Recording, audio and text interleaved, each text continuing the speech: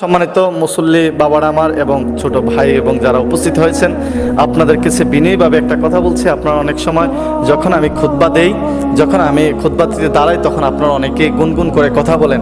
বাবারা আমার, গুনগুন করে কথা বলা সম্পূর্ণ হারাম বা সম্পূর্ণ নিষেধ। খুতবা দেওয়ার সময় কথা বলা সম্পূর্ণ হারাম, সম্পূর্ণ নিষেধ রয়েছে। আমি যখন খুতবা দেব, তখন আপনার আমার খুতবা শোনাটা হচ্ছে ফরজ। খুতবা শোনাটা ফরজ।